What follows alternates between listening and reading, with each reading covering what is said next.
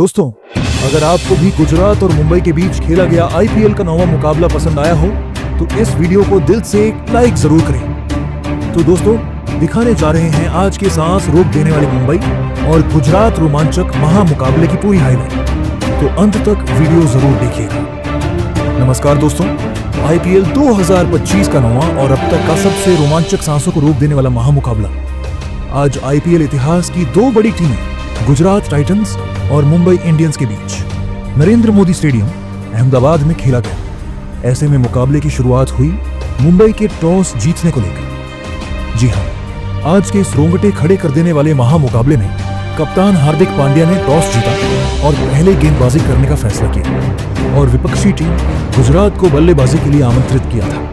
फिर मुकाबला शुरू हुआ रनों की बारिश करने के इरादे से।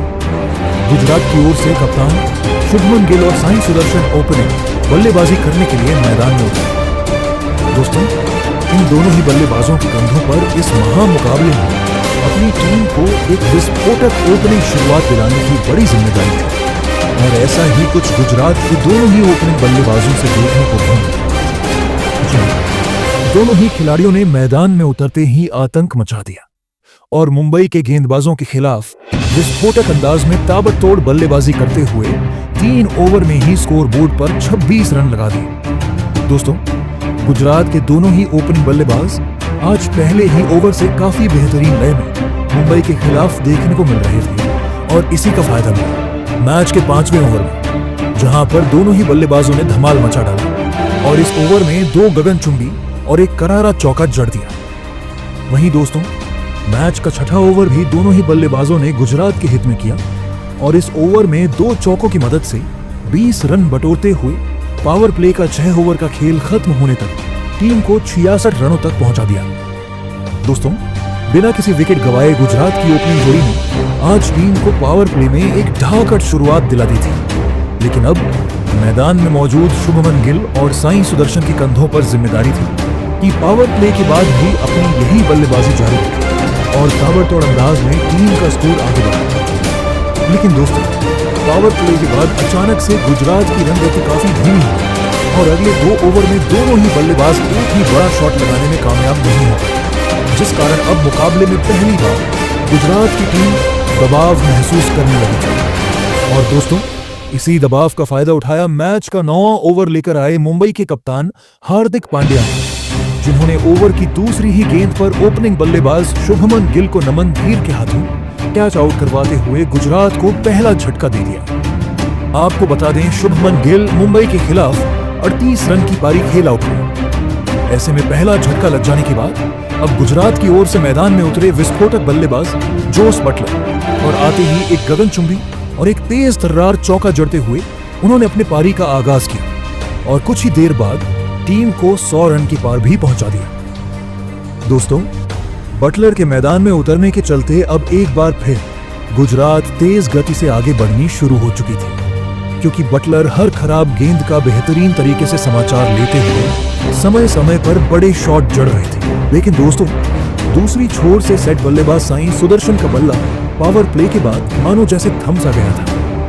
जी हां, क्योंकि इसके बाद 5 ओवर का खेल बीत चुका था, लेकिन साई सुदर्शन के बल्ले से अभी तक एक भी बड़ा शॉट नहीं देखने को मिल रहा था। लेकिन आखिरकार मैच के 13वें ओवर में साई सुदर्शन ने अपना हाथ और एक तेज तर्रार चौका जड़ते हुए मुंबई के खिलाफ इस महत्वपूर्ण मुकाबले में अपना धमाकेदार 50 जड़ दिया और साथ ही बल्लेबाज जोस बटलर के साथ मिलकर चौथे विकेट के लिए 50 रनों की साझेदारी भी निभा डाली।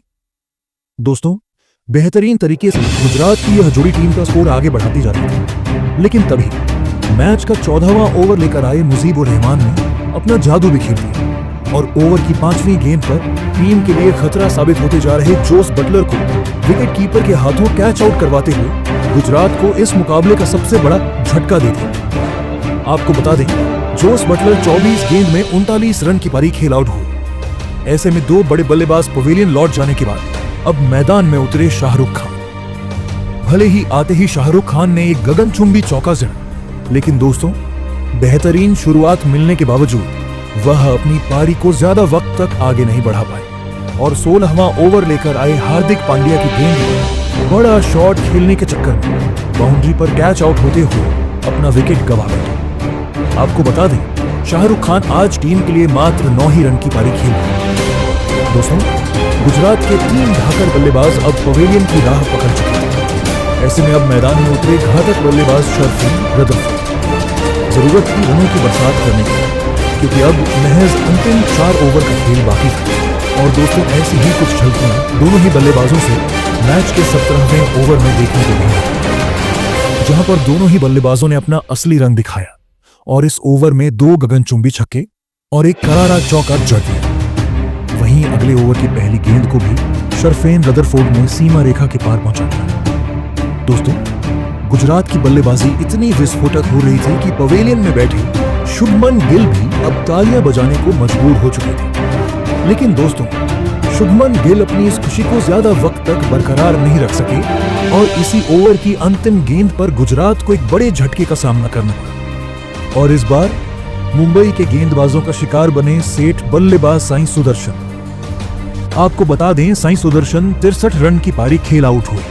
फिर मैदान में उतरे राहुल तेवतिया। लेकिन दोस्तों, वह आज एक बार फिर टीम के लिए कुछ खास प्रदर्शन नहीं कर पाए और अगले ही ओवर में तालमेल की कमी के चलते रन आउट होते हुए बिना खाता खोले पवेलियन चलते बने। वहीं दोस्तों, गुजरात का विकेट गिरने का सिलसिला यही नहीं रुका, बल्कि इसके अगले ही गेंद पर टीम के लिए बहुमूल्य पारी खेल रहे शर्फीन रदरफोर्ड अपना धैर्य खो बैठे और गेंद को सीमा रेखा के पार पहुंचाने के चक्कर में बाउंड्री पर कैच आउट होते हुए टीम को मझधार में छोड़ा। आपको बता दें, शर्फीन रदरफोर्ड 18 रन की पारी खेल आउट हुई, जिस कारण अब लगने लगा गुजरात 200 रन तक भी पहुंचने में कामयाब नहीं हो पाएगी। लेकिन दोस्तों, अंतिम 2 ओवर में मैदान में मौजूद राशिद खान और कगिसो रबाड़ा ने ताबड़तोड़ बल्लेबाजी की और टीम का स्कोर 190 रनों के पार पहुंचा दिया। इस तरह यह महामुकाबला जीतने के लिए मुंबई के सामने 197 रनों का विशाल लक्ष्य खड़ा कर दिया। ऐसे में दोस्तों, इसके बाद गुजरात से मिले 197 रनों के लक्ष्य का पीछा करने मुंबई की ओर से हिटमैन रोहित शर्मा और रायन रिकेल्टन बल्लेबाजी करने के लिए मैदान में उतरे। दोस्तों, गुजरात ने दिया हुआ लक्ष्य बड़ा था। ऐसे में दोनों ही बल्लेबाजों पर ताबड़तोड़ शुरुआत दिलाने की बड़ी जिम्मेदारी थी। लेकिन दोस्तों, लक्ष्य का पीछा करते हुए इस महामुकाबले में मुंबई की शुरुआत काफी खराब है। जी हां, भले ही पहले ओवर की दूसरी और तीसरी गेंद पर हिटमैन रोहित शर्मा के बल्ले से 2 बेहतरीन चौके देखने को मिले, लेकिन चौथी गेंद पर मोहम्मद सिराज ने धमाकेदार वापसी की और रोहित शर्मा को सीधा क्लीन बोल्ड कर दिया। आपको बता दें, रोहित शर्मा आज टीम के लिए मात्र 8 ही रन बना।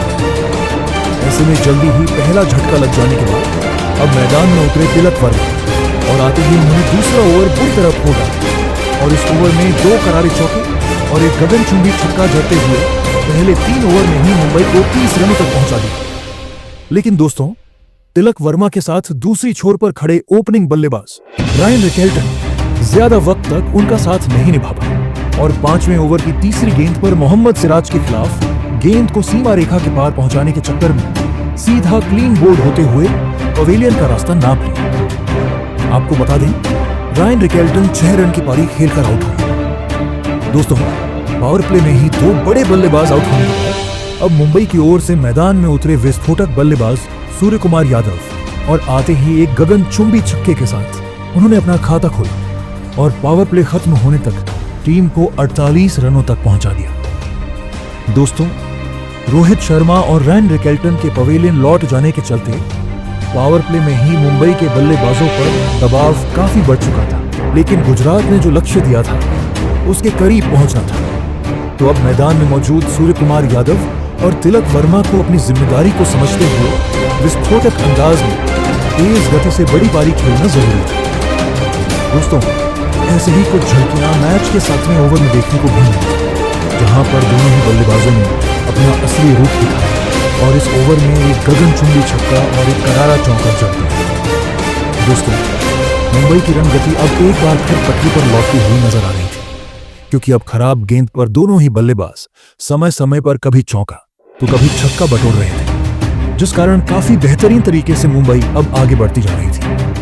लेकिन तभी मैच का 12वां ओवर लेकर आए प्रसिद्ध कृष्णा ने मुंबई की इस जोड़ी को तोड़ दिया। जी हां, और ओवर की तीसरी गेंद पर तिलक वर्मा को राहुल तेवतिया के हाथों कैच आउट करवाते हुए मुंबई की मुश्किलें और बढ़ा दी। आपको बता दें, तिलक वर्मा 39 रन बनाकर आउट हुए। ऐसे में अब मुंबई की ओर से इंपैक्ट प्लेयर के रूप में मैदान में उतरे रॉबिन मिंच। परंतु दोस्तों, गुजरात की घूमती हुई गेंद के सामने वह ज्यादा वक्त तक क्रीज पर नहीं टिक पाए और एक ओवर बाद ही ईशांत शर्मा को एक आसान सा कैच थमाकर पवेलियन का रास्ता पकड़ लिया। आपको बता दें, साई किशोर ने रॉबिन मिंच को 3 रनों पर आउट किया। दोस्तों, मुंबई के लगातार विकेट गिरते देख पवेलियन में बैठे कप्तान रोहित भी अब काफी परेशान हो चुके थे। वहीं मुंबई के प्रशंसक भी अब टेंशन में थे। ऐसे में मुंबई की ओर से मैदान में उतरे कप्तान हार्दिक पांड्या, जिनको आज एक चमत्कारिक पारी खेलते हुए टीम को मुश्किल घड़ी से बाहर निकालने की जिम्मेदारी थी। लेकिन दोस्तों, विकेट गिरने का सिलसिला रुकने का नाम ही नहीं ले रहा था। जी हाँ, क्योंकि मैच के 16वें ओवर मुंबई को और एक बड़े झटके का सामना करना पड़ा और इस बार गुजरात के तूफानी गेंदबाजों का शिकार बने विस्फोटक बल्लेबाज सूर्य कुमार यादव। आपको बता दें, सूर्य कुमार यादव 28 गेंद में 48 रन की पारी खेलकर आउट हुए। दोस्तों, सूर्य कुमार यादव के विकेट के चलते मुंबई पूरी तरीके से अब बैकफुट पर आ चुकी थी। ऐसे में अब यहां से मुंबई को जिताना था तो पूरी जिम्मेदारी कप्तान हार्दिक पांड्या के कंधों पर थी। लेकिन मैच के 17वें ओवर में मुंबई की आखिरी उम्मीद यानी हार्दिक पांड्या भी गलती कर बैठे और मोहम्मद सिराज को एक आसान सा कैच थमाते हुए मुंबई को मुश्किल में छोड़ गए। आपको बता दें, हार्दिक पांड्या आज टीम के लिए मात्र 11 रन ही बना पाए। ऐसे में दोस्तों, अब मुकाबला अपने अंतिम 2 ओवर में जा पहुंचा था, जहां पर मुंबई को अब 12 गेंद में 63 रनों की जरूरत थी। मैदान में मौजूद थे नमनधीर और मिचेल थैटमैन, जहां पर इन दोनों ही बल्लेबाजों ने अंत तक बल्लेबाजी की और विस्फोटक शॉट भी जड़े। लेकिन शुरुआती बल्लेबाजों के खराब प्रदर्शन के चलते वह टीम को जीत दिलाने में पूरी तरह नाकामयाब रहे और अंततः गुजरात ने यह महामुकाबला 36 रन से अपने नाम कर लिया। तो दोस्तों, गुजरात की जीत का असली हीरो आज के मुकाबले में आप किस खिलाड़ी को मानते हैं? कमेंट करके जरूर बताइएगा। धन्यवाद।